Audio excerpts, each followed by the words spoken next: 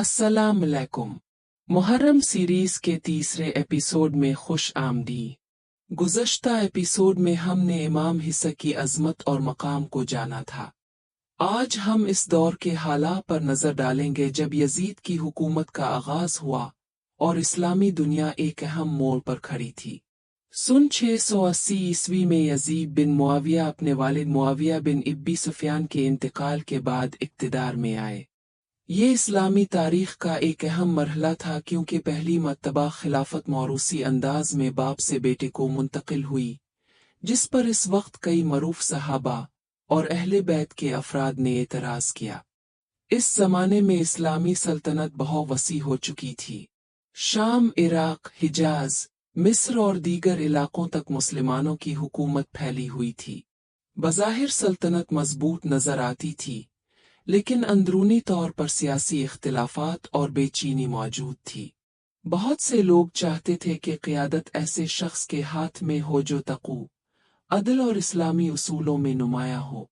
Yazid के इक़्तिदार संभालते ही मुख्तलिफ अहम शख्सियात से बैत का मुतालबा किया गया। उनमें सबसे नुमाया नाम इमाम हिस्सा का था। इमाम हिस्सी ने हालात का बगौर जायजा लिया और जल्दबाजी में कोई फैसला न किया। इसी दौरान इराक के शहर कूफा से इमाम हिस्सा के पास बेशुमार खतूत आने लगे। उन खतूत में अहले कूफा ने इमाम हिस्सा को दावत दी कि वो वहाँ तशरीफ लाएं और मुसलमानों की क़ियादत संभाले।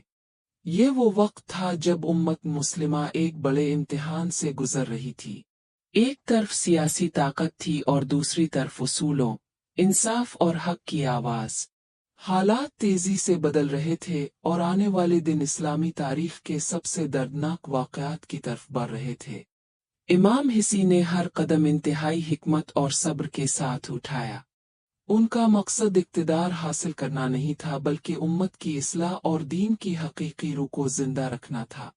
यही वजह है कि आज भी उनका नाम हक, सब्र और कुर्बानी की अलामत समझा जाता है।